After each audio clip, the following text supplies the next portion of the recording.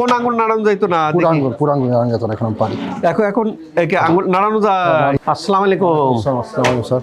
কোন আঙ্গুলে শক্তি পাইতেন না?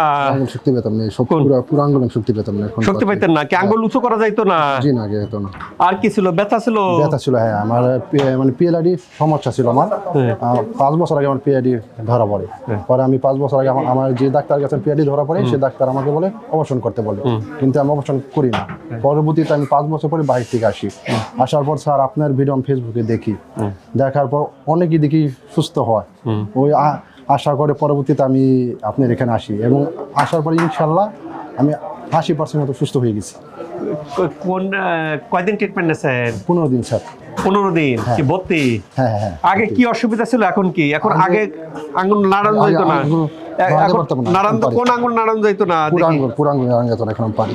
এখন আঙ্গুল নাড়ানো যায়? হ্যাঁ হ্যাঁ, নাড়ানো যায়। হাঁটতে পারতাম না আগে, আমার হাঁটলে মানে হাঁটলে কি হইতো? হাঁটতে পারি, ব্যথা করতে পারি। আমি এখন হাঁটতে পারি। হ্যাঁ, আসে। এখন আমি হাঁটতে পারি। উল্টো আসা যায়? হ্যাঁ, উল্টো আসা যায়। উল্টো আসতে গেলে কিন্তু বডির ব্যালেন্স থাকতে হয়। আমি রমনা পার্কে হাঁটতাম, উল্টো দৌড়াইতাম। তো একদিন দৌড়াচ্ছি, দেখলাম পাশে একজন দাঁড়িয়ে আমাকে দেখছে।